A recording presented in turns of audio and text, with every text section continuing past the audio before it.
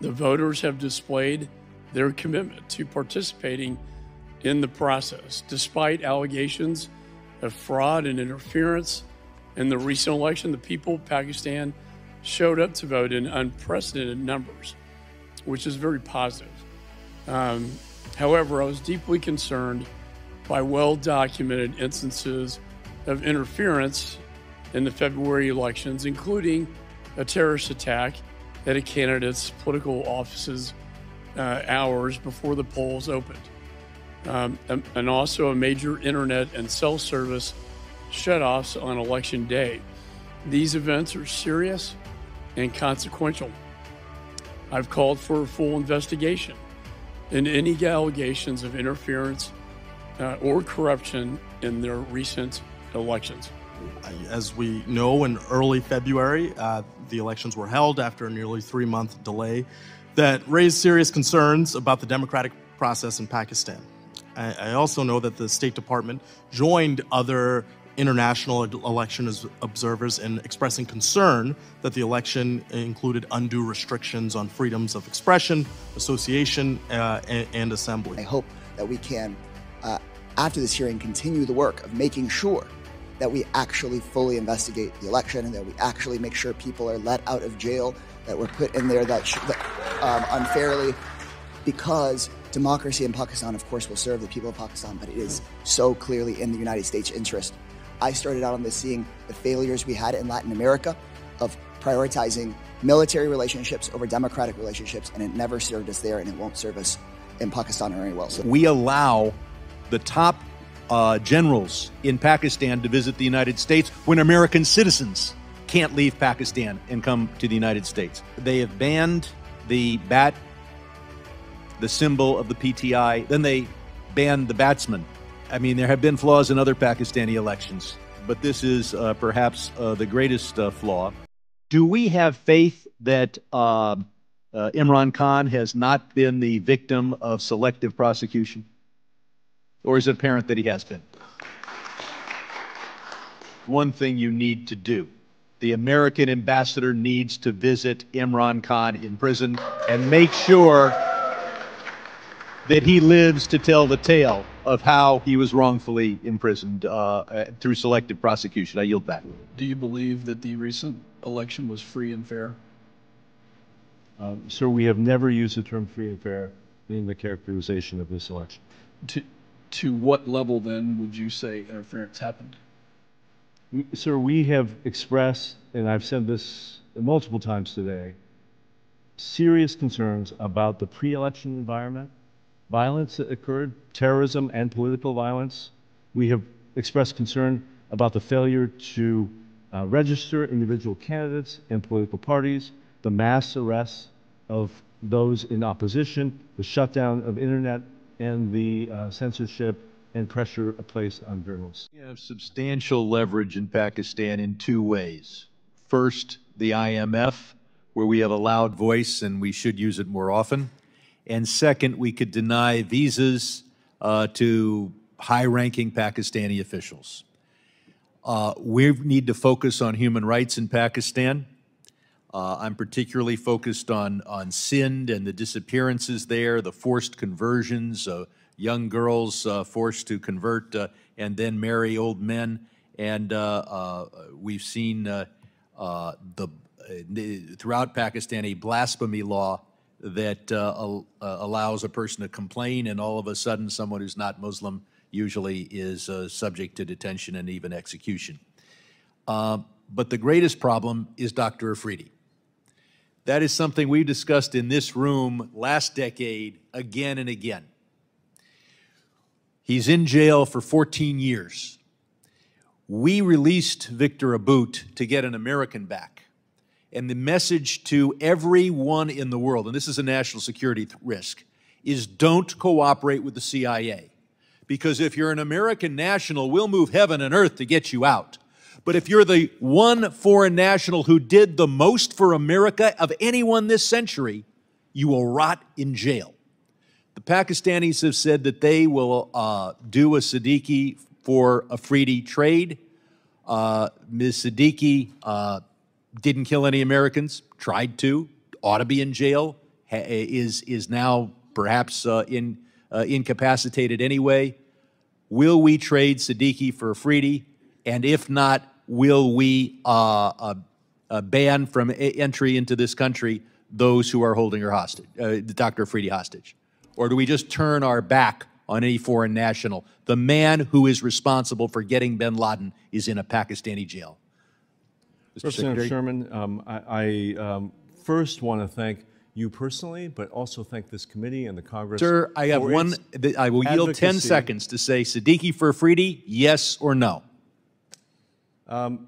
Sherman, I have been in this job for more than 2.5 years. I have never had a Pakistani official raise with me. They've told me, they've told your predecessor, they've told the State Department, Afridi's in jail, you haven't done anything about it, and he's the man that helped us get bin Laden. But let's move on. Sir, Sir, I only get 5 minutes. Go ahead. We have the exit control list where hundreds of American citizens are prohibited from leaving Pakistan. Will we treat them the same way we deal with everyone else who's wrongfully detained in Russia and elsewhere? What are we doing to get American citizens who have not been even charged with a crime out of Pakistan if they want to leave? Representative Sherman, we work every day on behalf of American citizens in Pakistan. As you note, there are some laws that have put undue restrictions on Americans. We have had a very positive track record. Hundreds are still there, and the IMF loan goes forward, and we allow the top generals in Pakistan to visit the United States when American citizens can't leave Pakistan and come to the United States. We then have the vote tabulation system, and they have banned the bat, the symbol of the PTI. Then they banned the batsman. And this is, there have been flaws in other Pakistani elections, but this is perhaps the greatest flaw. And we're told, and the Pakistani ambassadors told me, well, this is just the ordinary working of the Pakistani judicial system. That's the same judicial system that has Dr. Afridi in jail for 14 years for getting bin Laden. Do we have faith that Imran Khan has not been the victim of selective prosecution? Or is it apparent that he has been? Sir, following the rioting on May 9th, the day Imran Khan was arrested, the United States government has raised our concerns about the mass detention of members of the opposition, to include the PTI. We have raised concerns about the use of military courts. If I can interrupt, there's one thing you need to do. The American ambassador needs to visit Imran Khan in prison and make sure that he lives to tell the tale of how he was wrongfully imprisoned through selective prosecution. I yield back. Thank you, Chair, and thanks also to the ranking member for having me here today. Mr. Liu, I'm sure you're aware, I led a letter alongside 30 of my colleagues here in Congress to the State Department as well as to the President. You've got it right there, talking about credible allegations of election rigging in the Pakistani elections. And we urged that the administration withhold recognition of the new government in Pakistan until a credible and transparent investigation on election interference had been conducted. I know that the U.S. Embassy congratulated Mr. Sharif, quote, on his assumption of the office of Prime Minister, but I haven't seen a statement yet from the State Department itself. So just so we're clear at this point, yes or no, has the U.S. officially recognized the new government in Pakistan? Representative Kesar, I would like to answer with a yes or no. The actual answer is a little more complicated, if you'll allow me. The government of the United States, we don't actually go around recognizing or withholding recognition of new governments. That's not something we do anywhere around the world. What we do is we decide whether we're going to engage with a government. And so, yes, you have seen actions by our ambassador, our embassy. We are, in every interaction with this government, stressing the importance of accountability for election irregularities, sir. Can I just also add, your letter is incredibly important. It's important that the Pakistani people, the Pakistani government hear not only from the administration, but from members of Congress, and having so many of them speak together has real influence. The administration largely agrees with your recommendations. We have done many of the things that you have proposed. We have said publicly and privately that we want to see transparent and credible investigation of election irregularities. We have called for accountability for mass detentions of people in the opposition, and we have said loudly and clearly that military trials for civilians accused of crimes after May 9th is not in keeping with international norms. I appreciate that. And so in other cases, for example, in the case of Venezuela or some other countries where the State Department has spoken out very clearly about election rigging, and we can talk about separately about how it is that we treat those governments or treat those countries, but it seems that when we have had allegations of election rigging, that we've spoken out much more clearly than in this case. And I would urge that we continue to speak with the level of moral clarity that we have in other situations. But I appreciate your recognition and speaking out here today about how it's not okay for us to be having journalists jailed, for Twitter to get shut down, for there to be this continued, very clear to me, interference in democracy.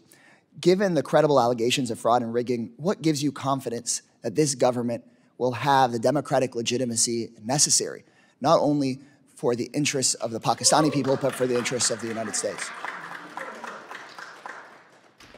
Sir, the political and economic stability of Pakistan is important for the United States.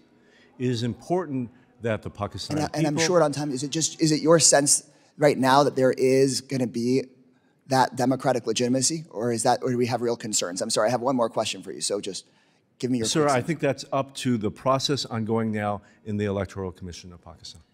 One more question. Most security assistance to Pakistan has been suspended since 2018. Recently, the Pakistani ambassador said that Pakistan's awaiting a decision from the U.S. on increasing military sales and financing. Yes or no, are there ongoing conversations about increasing military assistance to Pakistan? No ongoing conversation about large-scale increases, no. That's good to hear. Given that the U.S. has already sent hundreds of millions of dollars in aid, are there any steps the State Department is taking to ensure that the aid we send is not used for any of these abuses that you've identified? Sir, absolutely. There is very close monitoring of where our military assistance goes around the world, including to Pakistan. For example, the F-16s sold to Pakistan over 40 years ago have active U.S. technical security teams monitoring their use every day. Thank you for that. Has the U.S. identified any units of military or security forces that would not be eligible for aid? Yes. We have identified those. Thank you for your clear answers. Thank you for being here through this hearing, and I hope that we can, after this hearing, continue the work of making sure that we actually fully investigate the election and that we actually make sure people are let out of jail that were put in there that unfairly, because democracy in Pakistan, of course, will serve the people of Pakistan, but it is so clearly in the United States' interest. I started out on this seeing the failures we had in Latin America of prioritizing military relationships over democratic relationships, and it never served us there, and it won't serve us in Pakistan very well. So thank you so much, Mr. Lee. Thank you, sir.